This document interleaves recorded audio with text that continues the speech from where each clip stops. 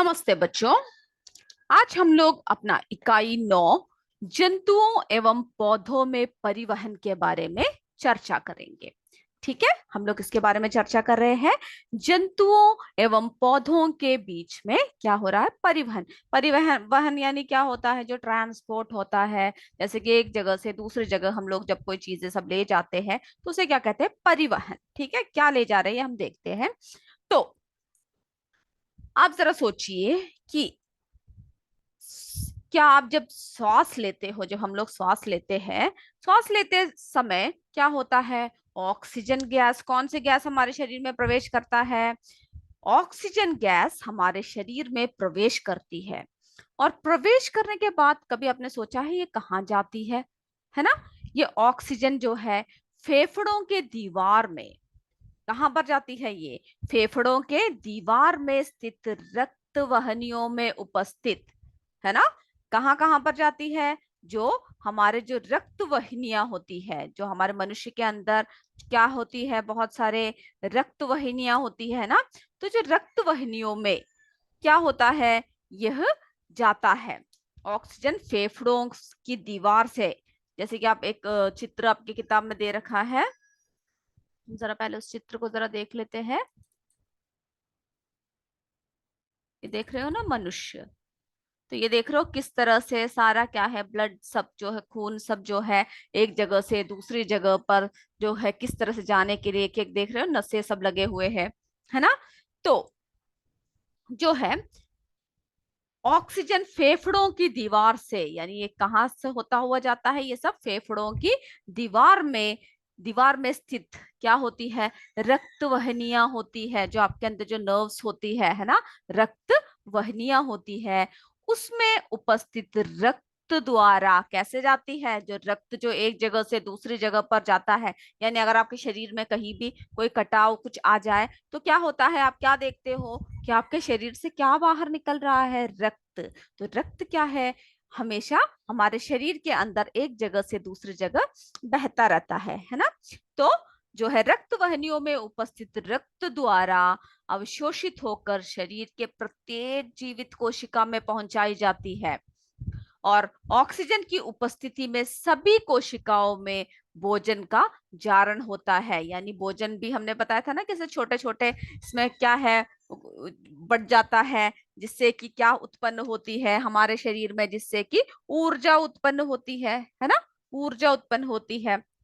और साथ ही क्या होता है? कार्बन डाइऑक्साइड गैस भी बनती है। और हमारे शरीर में फिर क्या बनता है? कार्बन डाइऑक्साइड गैस भी बनती है, जो पुनः क्या होता है? रक्त के माध्यम से, रक्त के माध्यम से फेफड़ों तक पहुंचा दी जाती है।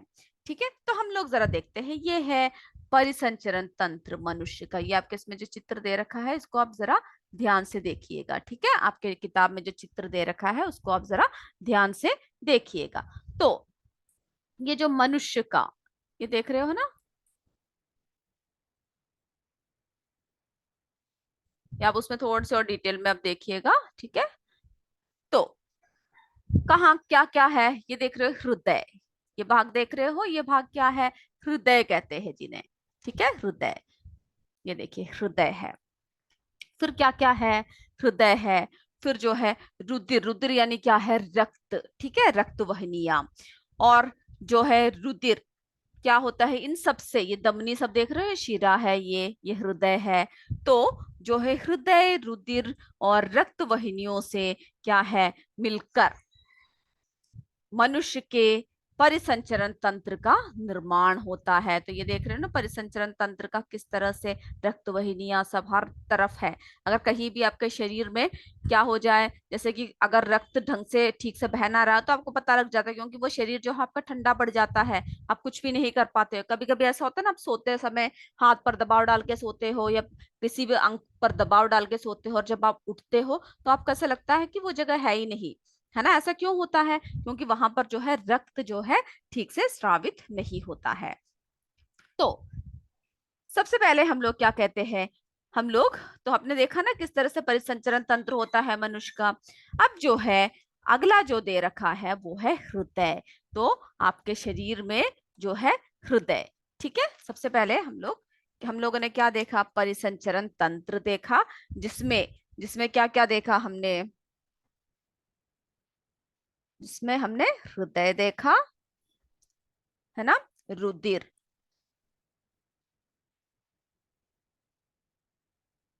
यानी क्या है, रक्त, है ना, रुद्र वाहिनियां, यानी जो रुधिर क्या है, रक्त है, ठीक है, रुधिर क्या है, रक्त, रक्त, रुधिर वाहिनियां,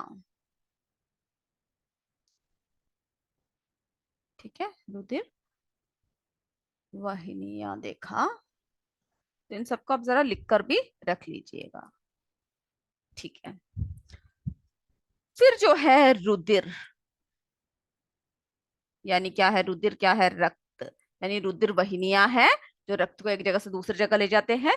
फिर क्या है, रुधिर है, यानी रक्त है, जिनसे मिलकर जो है क्या बना हुआ है, ये परिसंचरण तंत्र बना हुआ है, ठीक है। अब जो है सबसे पहले हम जो बात करेंगे वो है हृदय के बारे में बात करते हैं, ठीक है। हम किसके बारे में बात करेंगे, हृदय के बारे में बात करेंगे।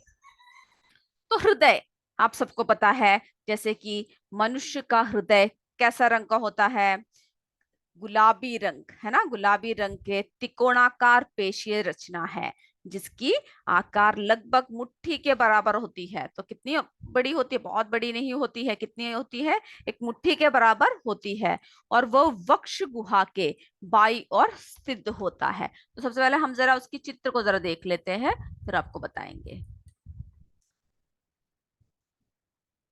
तो ये जो चित्र है, ये देख रहे हो ना, मानव हृदय का काट चित्र, ये आपकी किताब में दे रखा है 9.2। तो ये देख रहे हो हृदय, हृदय कैसा है, गुलाबी रंग का, है ना, कैसा रंग होता है, गुलाबी रंग का होता है, और इसका आकार लगभग मुट्ठी के बराबर होता है, ठीक है। ये वक्ष गुहा के कहाँ पर स्थित है, बाई और स्थित होती है। और हृदय में कितने कक्ष पाए जाते हैं, 4 कक्ष पाए जाते हैं, ठीक है। हृदय में कितने कक्ष पाए जाते हैं, 4 कक्ष पाए जाते हैं। और 2 कक्ष जो है ऊपरी भाग में, जिन्हें क्या कहते हैं, 2 कक्ष जो है ऊपर देख रहे हो ना, ये आलिंद, दाया आलिंद, बाया आलिंद, उन्हें क्या कहते हैं, हम लोग आलिंद कहते हैं। और आलिंद के 2 जो कक्ष है उसके निचले हिस्से में 2 कक्ष जो निचले भाग में होते हैं, जिन्हें हम निलय कहते हैं, देख रहे हैं ना, दाया निलय, बाया निलय। तो इस तरह से हमने देखा क्या है, 4 भागों में देख रहे, दाया आलिंद, बाया आलिंद, दाया निलय, बाया निलय। इस चित्र को जरा आप बना भी दीजिएगा, ठीक है। तो जो हृदय के जो हृदय के दाएं भाग, यानी जो दाया आलिंद व दाया निलय, यानी ये जो दाई भाग है, ठीक है, ये भाग जो है दाया भाग में क्या होता है, कार्बन डाइऑक्साइड युक्त रक्त होता है, ठीक है। इसमें कौन सा रक्त होता है, क्या मिला होता है, कार्बन डाइऑक्साइड युक्त रक्त होता है। और जो बाया है, यहाँ पर देख रहे हो, बाया आलिंद, बाया निलय, यहाँ पर जो है कौन सा रक्त होता है, ऑक्सीजन युक्त रक्त होता है। तो उसको आप याद करोगे, कौन दोनों आलिंग में क्या होता है, दाया आलिंद और दाया निलय में क्या होता है, कौन सा गैस है, वो है कार्बन डाइऑक्साइड। और बाया आलिंद और बाया निलय में कौन सा होता है, वो होता है ऑक्सीजन युक्त रक्त बहता है, ठीक है। तो दोनों दोनों आलिंद वे दोनों निलय, यानी दोनों आलिंद और दोनों निलय में क्या होता है, आयबंद तरीके से सिकुड़ते और फैलते रहते, यानी ऐसे हृदय जब धड़कता है तब क्या होता है, सिकुड़ते हैं, फैलते हैं, सिकुड़ते हैं, फैलते हैं, जिन्हें क्रमश क्या कहते हैं, संकुचलन, संकुचन, क्या कहते हैं, संकुचन एवं शिथिलन, ठीक है, शिथिलन कहलाते हैं। इसके कारण धक धक की आवाज सुनाई देती है, जिसके कारण क्या होता है, यानी शिथिलन और संकुचन, यानी जब ऐसे सिकुड़ते हैं, बंद होता है, फिर खुलता है, फिर बंद होता है, इसकी वजह से धक धक, है ना, धक धक की आवाज सुनाई देते हैं, जिसको हम क्या कहते हैं, हृदय स्पंदन या धड़कन कहते हैं। पहले आप डायग्राम को समझ लीजिए, फिर हम लिखेंगे, ठीक है। तो स्वस्थ मनुष्य के शरीर में सामान्यतः कितने, 1 मिनट में कितनी बार हृदय स्पंदन करता है, 1 मिनट में कितनी बार, 72 बार, है ना, 72 बार क्या है, हृदय स्वस्थ मनुष्य के स्वस्थ शरीर में कितनी बार धड़कता है।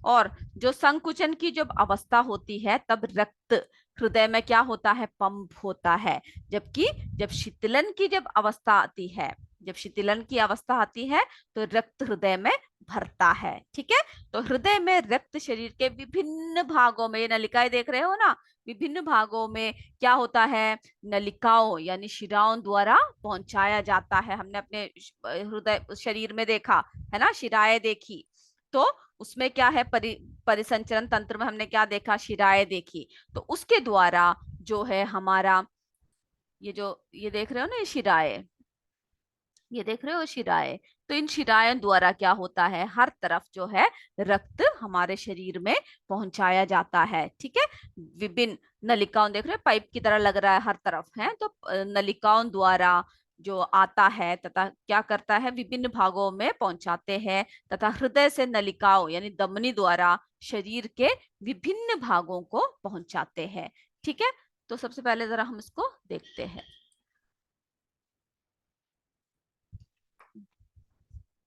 तो हम किसके बारे में बात कर रहे हैं, हृदय के बारे में बात कर रहे हैं।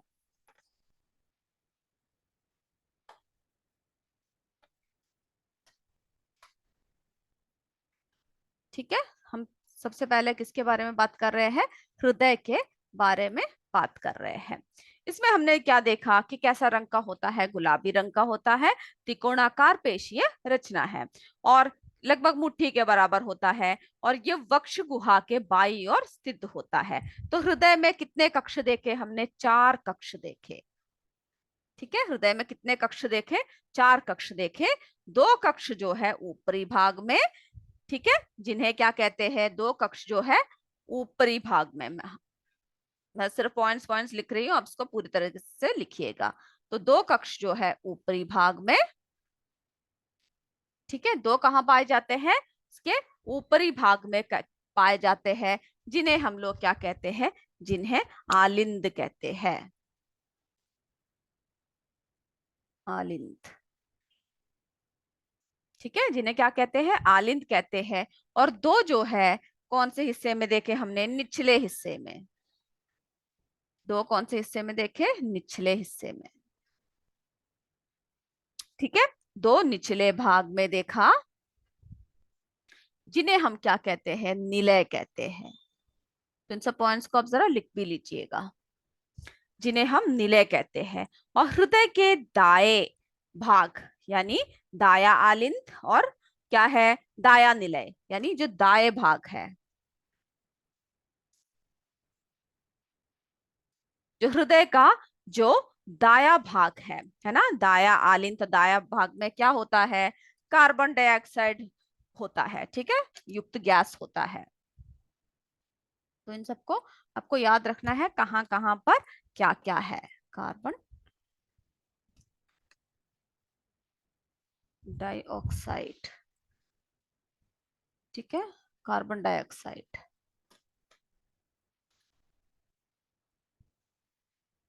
तो क्या देखा आपने, कार्बन डाइऑक्साइड है ना, दाएं भाग में। और जो बाया भाग होता है,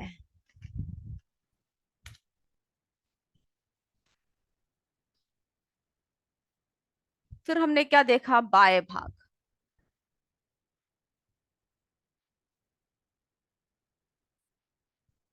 बाएं भाग में क्या देखा, यानी बाया आलिंद और दाया निलय में ऑक्सीजन युक्त रक्त बहता है ना,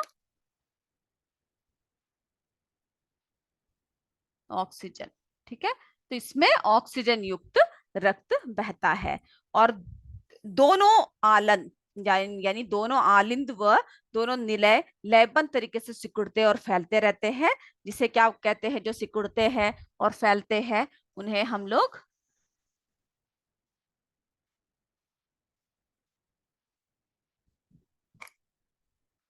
ठीक है, सिकुड़ते तथा फैलते रहते हैं, जिन्हें हम लोग क्या कहते हैं, संकुचन, संकुचन एवं शिथिलन।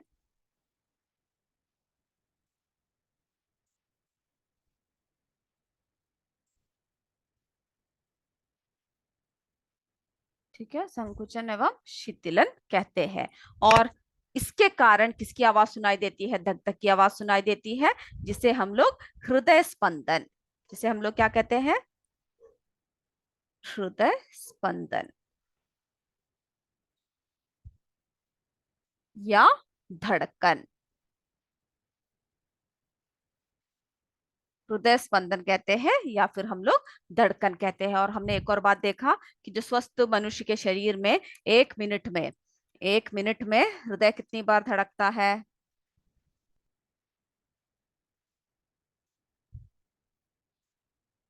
72 बार धड़कता है। एक स्वस्थ अगर मनुष्य हो, स्वस्थ हृदय हो, तो स्वस्थ मनुष्य के शरीर में जो 1 मिनट में हृदय कितनी बार धड़केगा? 1 मिनट में हृदय जो है 72 बार हृदय स्पंदन करता है।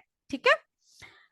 तो जो संकुचन की अवस्था में रक्त हृदय से क्या होता है? पंप होता है। और शीतलन की अवस्था में हृदय में भरता है। यानी संकुचन की अवस्था में क्या होता है? जो रक्त है वो हृदय से पंप होता है, जबकि जो शीतलन है, शीतलन की अवस्था में जो रक्त है हृदय पे भरता है। ठीक है, हृदय के अंदर भरता है। और हृदय में रक्त शरीर के विभिन्न भागों से यानी नलिकाओं शिराओं द्वारा आता है। और हृदय से नलिकाएं यानी नलिकाओं द्वारा यानी धमनी द्वारा क्या होता है?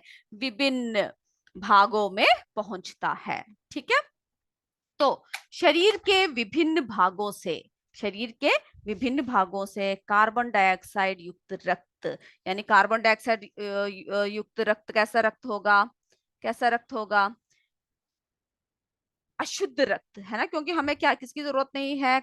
हम लोग ऑक्सीजन लेते हैं और कार्बन डाइऑक्साइड छोड़ते हैं।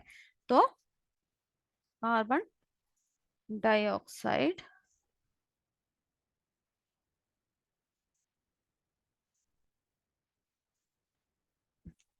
तो शरीर के विभिन्न भागों से जो कार्बन डाइऑक्साइड युक्त यानी क्या है? अशुद्ध रक्त शिराओं द्वारा कैसे जाता है? ये शिराओं द्वारा कैसे जाता है? कार्बन डाइऑक्साइड युक्त जो रक्त है शिराओं द्वारा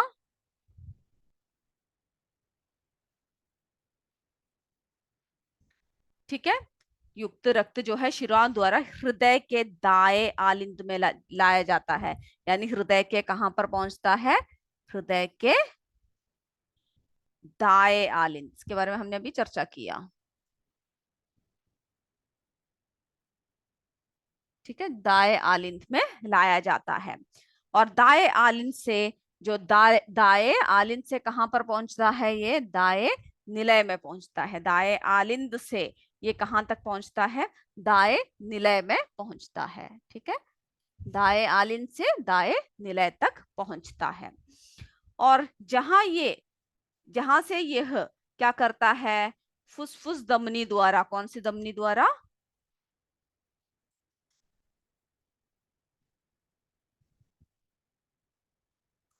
फुसफुस। ठीक है, जो है फुफ्फुस फुफ्फुस। यहाँ से क्या होता है? ये फुफ्फुस धमनी द्वारा, ये सब नाम याद रखिएगा, फुफ्फुस धमनी द्वारा कहां पर जाता है? फेफड़ों में भेजा जाता है। ठीक है, जो है फुफ्फुस धमनी द्वारा फेफड़ों में भेजा जाता है।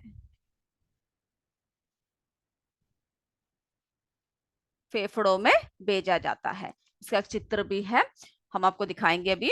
और फेफड़ों में कार्बन डाइऑक्साइड जो होता है, कार्बन डाइऑक्साइड तथा ऑक्सीजन का आदान प्रदान होता है। तो कहां पर कार्बन डाइऑक्साइड और ऑक्सीजन का आदान प्रदान होता है? फेफड़ों में। ठीक है, जिससे ऑक्सीजन युक्त रुधिर फुफ्फुस क्या होता है? शिरा द्वारा हृदय के बाएं आलिंद में लाया जाता है। तो ऑक्सीजन युक्त जो है ऑक्सीजन है ना, हमने क्या देखा कि जो ऑक्सीजन का आदान यानी कार्बन डाइऑक्साइड और ऑक्सीजन का आदान प्रदान होता है, जिसमें से क्या होता है? हृदय के दाएं आलिंद में है ना, हृदय के जो दाएं आलिंद था, दाएं आलिंद और बाएं आलिंद की बात कर रहे थे हम लोग। तो कार्बन डाइऑक्साइड तथा ऑक्सीजन का आदान प्रदान होता है, जिससे ऑक्सीजन युक्त रुधिर फुफ्फुस के शिरा द्वारा हृदय के बाएं आलिंद में है ना। तो कहां पर पहुंचता? कार्बन डाइऑक्साइड जो है दाएं आलिंद पे, और ऑक्सीजन जो है कहां पर पहुंचाया जाता है? बाएं, है ना। तो इन सबको आप याद रखिएगा कहां कहां पर जो है ये पहुंचता है। बाएं यानी जो ऑक्सीजन जो है बाएं आलिंद में लाया जाता है। ठीक है, तो बाएं से आलिंद से यह बाह्य निलय में पहुंचता है। तो कहाँ से, फिर उसके बाद ये कहाँ पर पहुंचता है, बाह्य निलय में पहुंचता है। और बाह्य निलय से ऑक्सीजन युक्त रक्त धमनियों द्वारा शरीर के विभिन्न भागों में पहुंचता है। तो ये फ्लो चार्ट भी दे रखा है। तो सबसे पहले हम लोग ऐसा करते हैं कि सबसे पहले हम जरा ये फ्लो चार्ट और इस चित्र को जरा देख लेते हैं।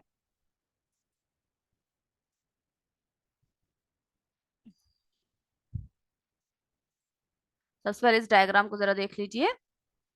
ये देख रहे हो ना फेफड़े, ये देख रहे हो फेफड़े, फिर जो है फुफ्फुस शिरा, ये शिरा है, ये कोशिकाएं है, ठीक है। फुफ्फुस धमनी, ये क्या है, धमनी है। तो इसमें क्या होता है, फेफड़ों में कार्बन डाइऑक्साइड और ऑक्सीजन का आदान प्रदान होता है, जिसमें ऑक्सीजन युक्त रुधिर फुफ्फुस द्वारा कहाँ पहुंचाया जाता है, फुफ्फुस द्वारा जो है दाएं बाएं आलिन सब में पहुंचाते हैं। और उसके बाद अब ये देखिए, ये जो फ्लो चार्ट जो दे रखा है, इसको भी जरा लिख लीजिएगा। ये आपकी किताब में दे रखा है, किताब में जो फ्लो चार्ट दे रखा है, ठीक है, 9.3 परिसंचरण तंत्र का।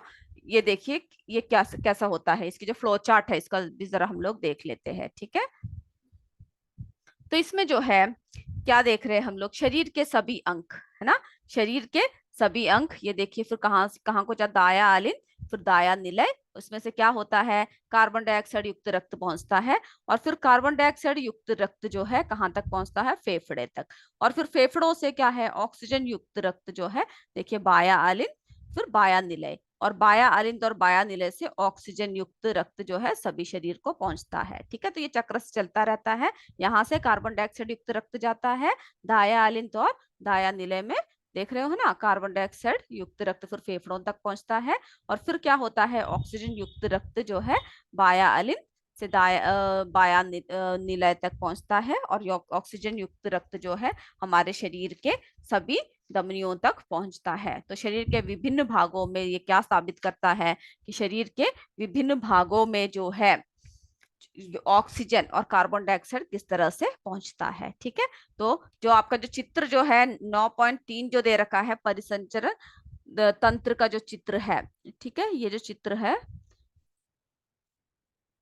ना, इन सबको क्या कीजिएगा आप, इन सबको आप बना दीजिएगा, ठीक है। आप नोटबुक में जरा बनाकर जाइएगा।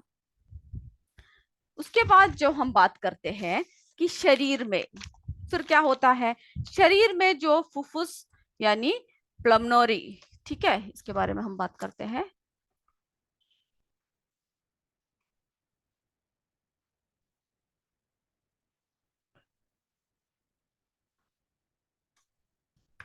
तो शरीर में जो है फुफ्फुस,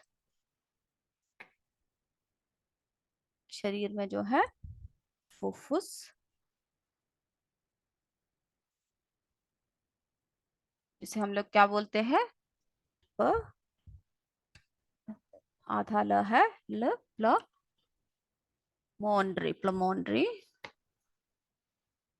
यानी दमनी अपवाद है, जिसमें कार्बन डाइऑक्साइड युक्त रुधिर बहता है एवं फुफ्फुस यानी प्लनोरी द्वारा क्या होता है, शिरा में ऑक्सीजन युक्त रुधिर बहता है। तो शरीर में फुफ्फुस में क्या होता है, दवनी दमनी जो होता है, दमनी जो है अपवाद है, ठीक है, अपवाद है, जिसमें से क्या है, कार्बन डाइऑक्साइड युक्त रुधिर बहता है एवं फुफ्फुस जो है प्लमनोरी में क्या होता है, शिरा में ऑक्सीजन युक्त रुधिर बहता है। अगर आप अपने दोनों वक्ष के बाएं तरफ हाथ रखो, तो अगर आप अपने क्या करोगे, अपने वक्ष के बाएं तरफ क्या करोगे, बाएं तरफ हाथ रखो, तो आपके हृदय के स्पंदनों को आप कभी महसूस करते हो कि धड़कने महसूस करते हो, है ना।